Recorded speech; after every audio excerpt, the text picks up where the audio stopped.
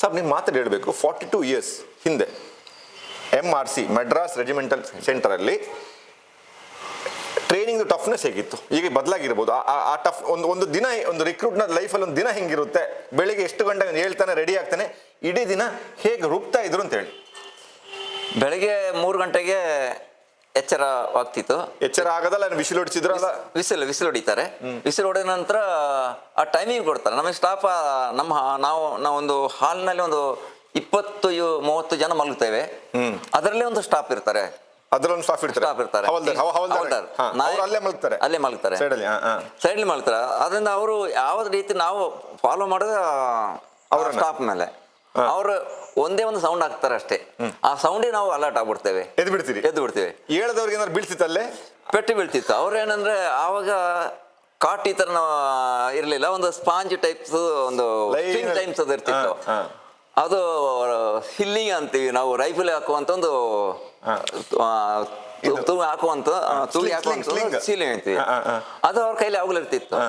Dye ಅಂತಿದ್ರು. Dye ಅನ್ನೋವಾಗ ನಾವು ಎದ್ದು ಅಷ್ಟು ಬೇಗ ರೆಡಿ ಆಗಬೇಕು. ಇಲ್ಲದಿದ್ರೆ ಅವರು ಕಾಟ್ನಿಂದ ಕಾಟ್ ಆಡ್ಕೊಂಡು ಎಲ್ಲರಿಗೆ ಹೊಡೆಯುವಂತ ಪೆಟ್ಟು. Strict discipline, time punctuality important. ಅದೇ ತರ ಭಯ. ಅವರು ಕೂಡ ಅದೇ ನಮಗಿಂತ ಮೊದಲು ಅವರು ರೆಡಿ ಆಗಿರ್ತಾರೆ. ಡೆಮೋ ಅವರು ನೋಡಿ ನಾವು ಕಲಿಬೇಕಾಗುತ್ತೆ. ಅಂದ್ರೆ ಭಾರತೀಯ ಸೇನೆಯಲ್ಲಿ ಡೆಮೋ ಅಧಿಕಾರಿ ಎಲ್ಲದರಲ್ಲೂ ಡೆಮೋ.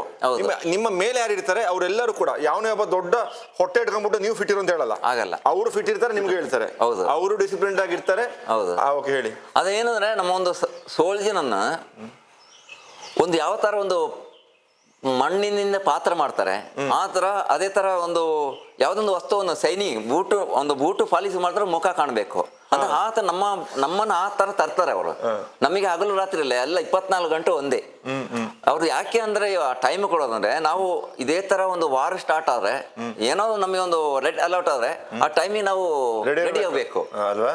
ಆ ಟೈಮಿಗೆ ಅಂದ್ರೆ ನಮಗೆ ಭಯ ಇರಲ್ಲ. 3 ಗಂಟೆ ಅಂದ್ರೆ 3 ಗಂಟೆ ಆಮೇಲೆ 3 ಗಂಟೆ ಅಂದ್ರೆ ನಾವು 2.5 ಗಂಟೆ ರೆಡಿ ಆಗಿರ್ಬೇಕು. ಒಂದು ಯೂನಿಟ್ ಅಲ್ಲಿ ಕಮಾಂಡಿಂಗ್ ಆಫೀಸರ್ ಇರ್ತಾರೆ, ಅವ್ರು 6 ಗಂಟೆ ಅಂದ್ರೆ ನಮ್ಮ ಸೆಕ್ಷನ್ ಲೆವೆಲ್ ಸ್ಟಾರ್ಟ್ ಆಗುತ್ತೆ. ಸೆಕ್ಷನ್ ದ ಪ್ಲಾಟೂನ್ ದ ಕಂಪನಿನಿಂದ ಬಟಾಲಿಯನ್. ಅವಾಗ ನಾವು ಅವ್ರು 6 ಗಂಟೆ ಕೊಟ್ಟು ನಾವು 4 ಗಂಟೆಗೆ ರೆಡಿ ಆಗಿರ್ತೇವೆ. ಬಹಳ ತಮಾಷೆ ಇದೆ.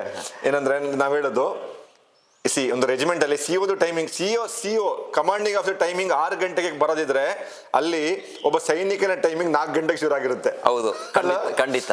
ಹೈಯರ್ ಲೆವೆಲ್ ಜೆಸಿ ಅವ್ರು 5:15 ರೆಡಿ ಆಗ್ತಾರೆ. 2IC 5:45 ರೆಡಿ ಆಗ್ತಾರೆ. ಹಂಗತ. ಅದಕ್ಕೆ ಹೇಳೋದು, ಇದೆಲ್ಲ ಬಹಳ ಇಂಟ್ರೆಸ್ಟಿಂಗ್ ವಿಚಾರ. ಕಂಟಿನ್ಯೂ ಮಾಡಿ ಸರ್, ಮತ್ತೇನಾಯ್ತು? ಅಂದ್ರೆ ದಿನದಲ್ಲಿ ನೀವು 3 ಗಂಟೆಗೆ ಇದ್ರೆ ದಿನ ಹೇಗೆ ನಡೀತಿತ್ತು ಟ್ರೈನಿಂಗ್? ಆನಂತರ ನಾವು ಬೆಳಗಿನ ಪ್ರೆಸ್ ಆಗಿ ಬರ್ತಿದ್ವು. ಅವಾಗ ಸೇವಿಂಗ್ ಮಾಡ್ತಿರ್ಲಿಲ್ಲ. ಅವಾಗ ಗಡ್ಡ ಮೀಸೇನು ಇರಲ್ಲ. ಗಡ್ಡ ಮೀಸೆ ಇರೋ ಶೇವಿಂಗ್ ಮಾಡೋದು ಪಕ್ಕ ಖಂಡಿತ. ನಿಮಗೆ ಬಂದಿರಲಿಲ್ಲ, ನೀವು ಬಚಾವ್. ಹೌದು, ಇಲ್ಲದ್ರೆ ಕಲ್ಲಿನಿಂದ ಉಜ್ಜುತ್ತಾರೆ. ಶೇವ್ ಮಾಡದೆ ಬಂದ್ರೆ ಕಲ್ಲು ಉಜ್ಜುತ್ತಾರೆ. ಪನಿಷ್ಮೆಂಟ್, ಎಕ್ಸ್ಟ್ರಾ ಪನಿಷ್ಮೆಂಟ್ ಇರುತ್ತೆ. ಹಾಗೆ ಬೆಳಿಗ್ಗೆ ನಮ್ಮ ಮೇಯ್ನ್ ಅಂದರೆ ನಾವು ಮಲಗುವಂಥ ಕೊಠಡಿಯನ್ನು ಕ್ಲೀನ್ ಮಾಡುವಂಥದ್ದು, ಬಾತ್ರೂಮ್ ಟಾಯ್ಲೆಟನ್ನು ಕ್ಲೀನ್ ಮಾಡುವಂಥದ್ದು, ಹಾಗೆ ನಮ್ಮ ಕುಕ್ ಹೌಸ್ ಮೆಸ್ ಇಂಪಾರ್ಟೆಂಟ್ ಅದನ್ನು ಅಷ್ಟು ಕ್ಲೀನ್ ಮಾಡುವಂಥದ್ದು ಬೆಳಗಿನ ನಮ್ಮ ಡ್ಯೂಟಿ ಅದು. ಆ ನಂತರ PT ಹೋಗುವಂಥದ್ದು. PT full battalion training centre ಎಷ್ಟಿದೆ ಎಲ್ಲ ಕಂಪನಿ, ಯೂನಿಟಲ್ಲಿ ಅಲ್ಪರ್ಭಾವ ಚಾರ್ಲಿ ಅಂತಾರೆ. ಇಲ್ಲಿ ನಮ್ಮಲ್ಲಿ KR company, Tithwal company, Poonch company, BSR company, ಈ ಥರ ಕಂಪನಿ ಇರುತ್ತೆ. ಕಂಪನಿ ವಯಸ್ಸಲ್ಲಿ PT ಇರುತ್ತೆ. 1 ಗಂಟೆ PT, 45ರಿಂದ 1 ಗಂಟೆ PT ಇರುತ್ತೆ. ಅದು ರೆಗ್ಯುಲರ್ ಅದೇ PT ಇರುತ್ತೆ. PT ಬಂದ ನಂತರ ಪುನಃ ಬ್ರೇಕ್ಫಾಸ್ಟ್ ಆದ ನಂತರ ಪುನಃ ಟ್ರೈನಿಂಗ್ ಶುರು ಆಗುತ್ತೆ. ಟ್ರೈನಿಂಗ್ ಪುನಃ ಆಬ್ಸ್ಟಿಕಲ್ ಕ್ರಾಸಿಂಗ್ ಇರ್ಬೋದು, ಎಜುಕೇಶನ್ ಬಗ್ಗೆ ಇರ್ಬೋದು, ಇಲ್ಲದ್ರೆ ಫುಲ್ ಟ್ರೈನಿಂಗ್ ವೆಪನ್ಸ್ ಬಗ್ಗೆ ಜಾಸ್ತಿ ಇರುತ್ತೆ. ಒಂದಿನದಲ್ಲಿ ಒಂದು ರಿಕ್ರೂಟ್ ಎಷ್ಟು ಕಿಲೋಮೀಟರ್ ಓಡಿಸ್ತಿದ್ರು ನಿಮ್ಮ ಟೈಮಲ್ಲಿ? ಬೆಳಿಗ್ಗೆ PT, ಸಂಜೆ PT, ದಿನಕ್ಕೊಂದು ಅಂದಾಜು ಎಷ್ಟು ಕಿಲೋಮೀಟರ್ ಓಡಿಸ್ತಾ ಇದ್ರು ಒಂದು ರಿಕ್ರೂಟ್? ಅಂದಾಜು 10 ಕಿಲೋಮೀಟರ್ ಆಗುತ್ತೆ, ಕಡಿಮೆ ಅಂದ್ರೆ. ಯಾಕೆ ನಮ್ಮ ಗ್ರೌಂಡ್ ಇರೋದು 1.5 ಕಿಲೋಮೀಟರ್. 10 ಕಿಲೋಮೀಟರ್ 1.5 ಕೆಳಗೆ ಗ್ರೌಂಡಿಗೆ ಹೋಗ್ಬೇಕು. ಇಲ್ಲಿದೆ ಹವಾ ಇಲ್ಲ ಅಂತ ಹೇಳ್ತೀವಿ. ಈಗ ಮೊದಲು ಗೂರ್ಖಾ ಇಲ್ಲ ಇತ್ತು, ಇವಾಗ ಹವಾ ಇಲ್ಲ ಅಂತ. ಅಲ್ಲಿಂದ ಮೇನ್ ರೋಡ್ಗೆ ಹೋಗಿ ಗ್ರೌಂಡಿಗೆ ಬರೋದು, ಸ್ಟೇಡಿಯಂಗೆ ಓಡ್ಕೊಂಡು ಹೋಗೋದು.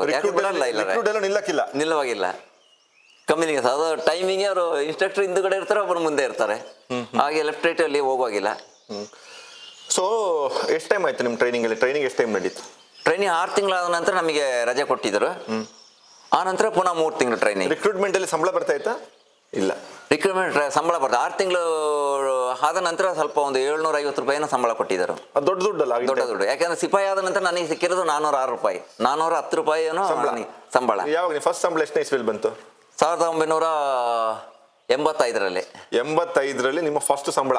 ಹೌದು. ಅದರಲ್ಲಿ ಎಲ್ಲ ಸಂಬಳ ಕೊಡಲಿಲ್ಲ. ನಮ್ಮ ಕಂಪನಿಯಲ್ಲಿ ಸೀನಿಯರ್ GSU ಅಂತ ಇರ್ತಾರೆ, ಕೃಷ್ಣ ಕುಟ್ಟಿ ನಾಯರ್ ಅಂತೇಳಿ. ಆವಾಗ ಏನಂದ್ರೆ ಸಂಬಳಕ್ಕೂ ಕೂಡ ನಾವು ಪ್ರಾಪರ್ ಡ್ರೆಸ್ ಹಾಕಿ, ಐಡೆಂಟಿಟಿ ಕಾರ್ಡ್ ಇರಲ್ಲ, ಸ್ಯಾಲರಿ ಅದಕ್ಕೆ ಏನು ಹೇಳಿದ್ರು, ಏನ್ ಪರಡ ಅಂತ ಹೇಳ್ತಿದ್ರು ಸಂಬಳ ತಗೊಳ್ಳೋದು, ಸಂಬಳ ಎಲ್ಲ ಸೈನ್ ಹಾಕಿ ಕೊಡ್ತಾ ಇದ್ರು. ಆರ್ಮಿಯಲ್ಲಿ ಡಿಜಿಟಲೈಸ್ ಆಗಿ ಅಕೌಂಟಿಗೆ ಸಂಬಳ ಬರೋಕ್ಕಿಂತ ಮೊದಲು ದುಡ್ಡು ತಗೊಬಂದು ಎಲ್ಲರಿಗೆ ಸೈನ್ ಹಾಕಿ ಸಂಬಳ ಕೊಡ್ತಾ ಇದ್ರು. ಹೌದು. ಅಂದ್ರೆ ನಾವು ಅಲ್ಲಿ ಸೀನಿಯರಿಟಿ ಎಲ್ಲ ಕ್ಯೂ ನಿಲ್ತಿದ್ದೆವು. ಆನಂತರ ಅಲ್ಲಿ ಕರೆಯುವಾಗ ನಾವು ಹೋಗ್ಬೇಕು. ಹೋದ ನಂತರ ಅಲ್ಲಿ 2IC ನಂತರ ಇನ್ನೊಂದು ಸ್ಟಾಫ್ ಇರ್ತಾರೆ, ಅವರ ಮುಂದೆ ಹೋಗಿ ಸಲ್ಯೂಟ್ ಹೊಡೆದು ನನ್ನ ಆರ್ಮಿ ನಂಬರ್ ಇರ್ತದೆ, ಆರ್ಮಿ ನಂಬರ್ ಹೇಳಿ, ನಾನು ಯಾವ ರ್ಯಾಂಕ್ ಹೇಳಿ, ಆ ನಂತರ ನನ್ನ ಹೆಸರು ಹೇಳಿ, ಉದಾಹರಣೆಗೆ ಶ್ರೀಮಾನ್ 258896 ಸಿಪಾಯಿ ಚಿನ್ನಪ್ಪ, ಚಾರ್ಲಿ ಕಂಪನಿ 9 ಪ್ಲಟೋನ್, ಮೇರಾ ತನಕ 100 ರೂಪಾಯಿ ಹೇ ಅಂದ್ರೆ ಸಲ್ಯೂಟ್ ಹೊಡೆದ್ರೆ ಅಟೆಂಡೆನ್ಸ್ ಅಲ್ಲಿ ನಿಲ್ಬೇಕು. ಆವಾಗ ಸೀನಿಯರ್ 2IC ಏನ್ ಮಾಡಿದ್ರೆ ಕಿವಿಯನ್ನು ಹಿಡ್ಕೊಂಡು ನಿನಗೆ 100 ರೂಪಾಯಿ ಹಾಕಿರೋದು. ಅವಾಗ ಮೊದಲು ನಾವು ಸುಳ್ಳು ಹೇಳಿಕ್ಕೆ ಒಂದು ಪ್ರಿಪೇರ್ ಮಾಡಿ, ಯಾಕಂದ್ರೆ ಆ ಟೈಮಲ್ಲಿ ಹಸಿವು ಇರ್ತದೆ, ಸಂಜೆ ಏನಾದ್ರು ತಿನ್ಬೇಕಾಗುತ್ತೆ. ಆವಾಗ ನಾವು ಸೋಪು ತೆಗಿಬೇಕು, ತಲೆಗೆ ಆಯಿಲ್ ಬೇಕು, ಬ್ಲೇಡ್ ಬೇಕು, ಬೂಟ್ ಪಾಲಿಶ್ ಬೇಕು, ಬ್ರಷ್ ಬೇಕು. ಈ ನಂತರ ನಾವು ಆ 100 ರೂಪಾಯಿನ ಯಾವ್ದಾದ್ರು ಕವರ್ ಮಾಡಿ ಅವ್ರಿಗೆ ಇರ್ಬೇಕಾಗುತ್ತೆ. ಅಂದ್ರೆ ಒಂದು ಗೈಡ್ನೆಸ್ ಅಂದ್ರೆ ನಮ್ಮ ಹಣವನ್ನು ಉಳಿಸ್ಲಿಕ್ಕೋಸ್ಕರ ಅವರು. ಈಗ ಈ ವಿಚಾರ ಹೊರಗೆ ಬಂದ್ರೆ ನಮ್ ಜನ ಮಾತಾಡ್ಬೋದು, ಮನುಷ್ಯನ ಹಕ್ಕುಗಳು, ಮಾನವನ ಹಕ್ಕುಗಳು, ಹಂಗೆ ಒಂದು ಸೋಲ್ಜರ್ ಆತರ ಬಂದು ಹೇಳ್ಬೇಕು ಹೇಳಿ.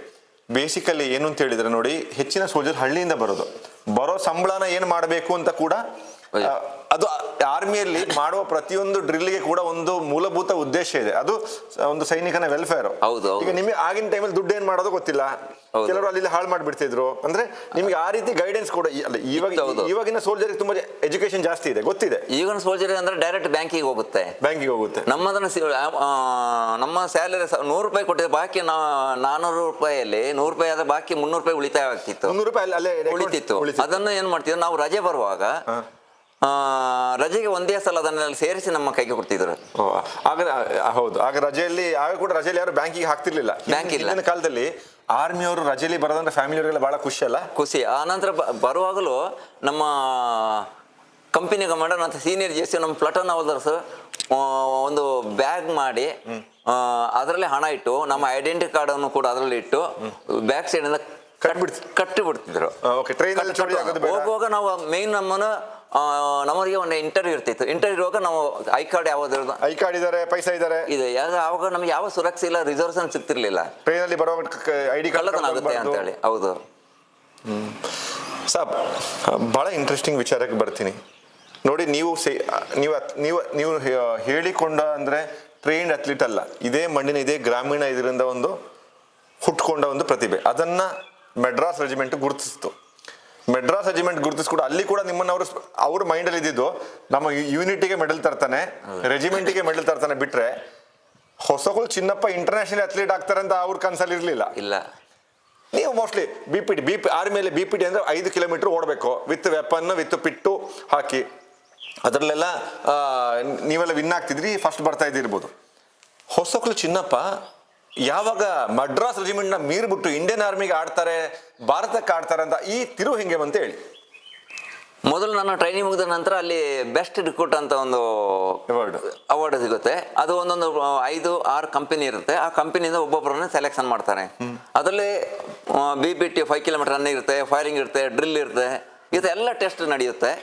ಆ ನಂತರ ಅದರಲ್ಲಿ ಸೆಲೆಕ್ಷನ್ ಮಾಡ್ತಾರೆ. ಟೋಟಲ್ ಮಾರ್ಕ್ ಹಾಕಿ ಒಂದು ಕಂಪನಿ, ಒಂದು ಪ್ಲಾಟೂನ್ನಿಂದ ಒಂದು 5 ಜನ ತೆಗೆದುಕೊಳ್ತಾರೆ. ಅದರಲ್ಲಿ 5 ಜನರು ಟೆಸ್ಟ್ ಮಾಡ್ತಾರೆ. ಆ ಥರ 5 ಕಂಪನಿಯಿಂದ ಸೆಲೆಕ್ಷನ್ ಮಾಡಿ ಆ ನಂತರ ನಮಗೆ ಟೆಸ್ಟ್ ಮಾಡಿದ ನಂತರ ನಮಗೆ ಬೆಸ್ಟ್ ಕೂಡ, ಅದು ನಾವು ಸಿಪಾಯಿ ಆಗುವ ಸಮಯಕ್ಕೆ POP ಪೆರಡ್ನಲ್ಲಿ ಆ 5 ಜನರನ್ನು ಎಲ್ಲ ಕಂಪನಿಗಳ ಮುಂದೆ, ಅದರಲ್ಲಿ ನಮ್ಮ ಕಮಾಂಡೆಂಟ್ ಇರ್ತಾರೆ, ಎಲ್ಲ ಆಫೀಸರ್ಸ್, JCs ಎಲ್ಲ ಇರ್ತಾರೆ. ಅವ್ರು ಸೆಲೆಕ್ಟ್ ಮಾಡೋದು ಯಾರು ಬೆಸ್ಟ್ ಸೋಲ್ಜರ್ ಯಾರು. ಹೌದು. ಅದು ಪೆರಡ್ ಮುಂದೆ ನಮ್ಮನ್ನು 5 ಜನರನ್ನ, ಅದಕ್ಕಾಗಿ ಸಪ್ರೇಟ್ ಡಿಲ್ ಇರುತ್ತೆ. ಆ ನಂತರ ಕಮಾಂಡೆಂಟ್ ಅದನ್ನ ನಮ್ಮ ಅವಾರ್ಡ್ ಅನ್ನು ಹಾಕ್ತಾರೆ. ಅದು ಏನಾಗುತ್ತೆ ಅಂದ್ರೆ ಅದಕ್ಕೆ ಸಪ್ರೇಟ್ ಸರ್ಟಿಫಿಕೇಟ್ ಇರ್ತದೆ. ಆ ನಂತರ ಯೂನಿಟಿಗೆ ಈ ಲೆಟರ್ ಹೋಗುತ್ತೆ. ಆವಾಗ ಏನಾಗುತ್ತೆ ಅಂದ್ರೆ ಬೆಸ್ಟ್ ರಿಕ್ರೂಟ್ ಅಂದ್ರೆ ಒಂದು ಆ ಕಂಪನಿ ಇರುವಂತ ಒಂದು ಒಳ್ಳೆ ಒಂದು ಸೋಲ್ಜರ್ ಅಂತ, ಎಲ್ಲದರಲ್ಲಿ ಟ್ಯಾಲೆಂಟ್ ಇದೆ ಅಂತ. ಆವಾಗ ಎಲ್ಲ ಏನ್ ಮಾಡ್ತಾರೆ ಅಂದ್ರೆ ನಮ್ಮ ಯೂನಿಟ್ ಅಲ್ಲಿ 28 ಒಟ್ಟು 28 ಬಟಾಲಿಯನ್ ಇದೆ, 25-28 ಬಟಾಲಿಯನ್ ಇದೆ. ಬಟಾಲಿಯನ್ ಅವರ ಸಿಒ ಏನ್ ಮಾಡ್ತಾರೆ ಅಂದ್ರೆ ಈ ಬಾಯ್ಸ್ ನನಗೆ ಬೇಕು, ನನಗೆ ಅಲ್ಲಿ ಅವರು ಕಾಂಪಿಟೇಷನ್ ಮಾಡ್ತಾರೆ. ಈ ರೆಜಿಮೆಂಟಲ್ ಟ್ರೈನಿಂಗ್ ಸೆಂಟರ್ ಇಂದ ಈ ತರ ಹುಷಾರಿರೋ ಹುಡುಗರಿದ್ರೆ ಇವ್ರನ್ನ ನಮ್ಮ ಯೂನಿಟ್ ತಗೊಂಡು ಹೋಗೋಣ ಹೇಳಿ. ಹೌದು, ನಿಮ್ಮೇಲೆ ಆಗ್ಲೇ ಕಣ್ಣಿಟ್ಟಿದ್ರು. ಹೊಸಬ್ರು ಚಿನ್ನಪ್ಪ ಅಥ್ಲೀಟ್, ನಾವ್ ನಮ್ಮ ರೆಜಿಮೆಂಟ್ ಇವ್ರನ್ನ ಎತ್ಕೊಂಡು ಹೋಗ್ಬೇಕು ಹೇಳಿ. ಯಾರು ಕಣ್ಣಿಟ್ಟಿದ್ರು? ಫಸ್ಟ್ ಸಿಒ ಯಾರು? CO colonel Kanwar Singh Sagar. ಕನ್ವರ್ ಸಿಂಗ್ ಅವ್ರು ಕನ್ವರ್ ಸಿಂಗ್ ಸರ್ದಾರ್ಜಿನ ಅಲ್ಲ, ಮುನ್ನಾ. ಓಕೆ, ಮುನ್ನಾ ಅವರು ನಗ್ಬೋದು. ಮುನ್ನಾ ಅಂದ್ರೆ ಗೊತ್ತಾ? Who is a Sardarji, we call them cut sir. ಪಗಡಿ ಇರ್ಲಿಲ್ಲ ಬಟ್ ಈ ಸರ್ದಾರ್ಜಿ. ಹೌದು ಅಂದ್ರೆ ಓಕೆ. ನಮ್ದು ಈ ಭಾಷೆಗಳು ಜನರಿಗೆ ಅರ್ಥ ಕೇಳಿದಾಗ ಎಷ್ಟು ವಿಚಿತ್ರ ಅನ್ಸುತ್ತಲ್ಲ. ಹೌದು ನಿಜ. ಇದು ಆರ್ಮಿದ ಭಾಷೆ. ಅವ್ರು ಸರ್ದಾರ್ಜಿ ಆದ್ರೆ ಮುನ್ನಾ ಸರ್ದಾರ್. ನಾವ್ ಹೇಳ್ತೇವೆ ಸರ್ದಾರ್, ಮುನ್ನಾ ಸರ್ದಾರ್ ಅಂತ. ಅಂದ್ರೆ somebody who is a Sardar by religion but not wearing a pagdi. ಅವ್ರು ನಿಮ್ಮನ್ನ ಅವರು 27 ಮಡ್ರಾಸ್ ಸಿಒನ? ಹೌದು, ಅವ್ರು ನಿಮ್ಮನ್ನ ನೋಡಿದ್ರು. ಇಲ್ಲ, ಯೂನಿಟಿ ಫಸ್ಟ್ ಯೂನಿಟಿ ಹೋದಂತ ಅಲ್ಲಿ ಸಿಒ ಸಾಬ್ನ ಇಂಟರ್ವ್ಯೂ ಇರುತ್ತೆ. ಆಗ ನಮ್ಮ ಬಟಾಲಿಯನ್ಗೆ ಎಷ್ಟು ಜನ ರಿಕ್ರೂಟ್ ಬಂದಿದ್ದಾರೆ ಅಂತ ಒಂದು ಇಂಟರ್ವ್ಯೂ ಮಾಡ್ತಾರೆ. ಅವರ ಫುಲ್ ಬಯೋಡಾಟಾ ಮತ್ತೆ ಅವರ ಫುಲ್ ಡೀಟೇಲ್ ಕೇಳ್ತಾರೆ. ಯಾವ ಊರು, ಏನ್ ಮಾಡಿದ, ಸ್ಪೋರ್ಟ್ಸ್ ಅಲ್ಲಿ ಇದೆಯಾ, ಈ ತರ ಎಲ್ಲ ಕೇಳ್ತಾರೆ. ಆಗ ನಾನು ಹೋಗುವಾಗ ನನ್ನ ಸೀನಿಯಾರಿಟಿ ನಾವು ನಿಂತಿರ್ತೇವೆ ಎಲ್ಲರೂ. ನಾವು ಯಾವ ತರ ಸ್ಯಾಲರಿ ಕೇಳೋ ತರ ಅವ್ರು ನಮ್ಮ ಮುಂದೆ ಬರುವಾಗ ಅಟೆಂಡೆನ್ಸ್ ಅಲ್ಲಿ ಎಲ್ಲ ನಿಂತಿರ್ತೇವೆ. ಅಲ್ಲಿ SC ಅಂತ ಇರ್ತಾರೆ, ಅವರು ಎಲ್ಲರನ್ನ ನಿಲ್ಲಿಸಿ SC ಸಾಬ್ ಅವರೊಬ್ರು JCO, ಅವರು ಅಡ್ಮಿನಿಸ್ಟ್ರೇಟಿವ್ ಆಡಳಿತಾತ್ಮಕ ನೋಡ್ಕೊಳ್ತಾರೆ ಹೇಳಿ. ಆ ನಂತರ SM ಇರ್ತಾರೆ, ಸಬೇದರ್ ಮೇಜರ್. ಆ ನಂತರ ಅವರು ಇಂಟರ್ವ್ಯೂ ಮಾಡ್ತಾರೆ. ಆ ನಂತರ ಅಡ್ಜುಟೆಂಟ್ ಆದ ನಂತರ CO ಸಾಬ್, ಕಮಾಂಡಿಂಗ್ ಆಫೀಸರ್. ನಾನು ಹೋದ ಕೂಡಲೇ ಎಲ್ಲ CO ಬರುವಾಗ ಎಲ್ಲ ನಿಂತಿರೋ ಅಟೆಂಡೆನ್ಸ್ ನಿಂತೀವಿ. ಒಬ್ಬೊಬ್ಬರು ಅವರ ಆರ್ಮಿ ನಂಬರ್, ರ್ಯಾಂಕ್, ನೇಮ್ ಹೇಳಿ ಯಾವ ಸ್ಟೇಟ್ ಅಂತ ಹೇಳ್ಬೇಕಾಗುತ್ತೆ, ಡಿಸ್ಟಿಕ್ ಹೇಳ್ಬೇಕಾಗುತ್ತೆ. ಯಾವಾಗ ನನ್ನ ಪಕ್ಕದಲ್ಲಿ CO ಸಾಬ್ ಬಂದ ನಂತರ ನನ್ನ ಹೆಸರು ಹೇಳೋ ಕೂಡಲೇ ಅವ್ರು ಕೇಳಿದ್ರು, ನೀವು ಬೆಸ್ಟ್ ಸ್ಟೂಡೆಂಟ್. ಆವಾಗಲೇ ಒಂದು ಸೆಕೆಂಡ್ ಮಾಡಿದ್ರು, ನೀವು ಬೆಸ್ಟ್ ಸ್ಟೂಡೆಂಟ್, ಗುಡ್, ಯಾವುದೆಲ್ಲ ಗೇಮ್ ಮಾಡ್ತಿದ್ರು ಅಂತ. ನನಗೆ ಆಗ ಟ್ರೈನಿಂಗ್ನಲ್ಲಿ ನಾನು ಕ್ರಾಸ್ ಕಂಟ್ರಿ 1500 ಮೀಟರ್ಸ್ ಓಡ್ತಿದ್ದೆ. ಟ್ರೈನಿಂಗ್ ಇಂಟರ್ ಕಂಪನಿ ಕಾಂಪಿಟೇಷನ್ ಇರುತ್ತೆ.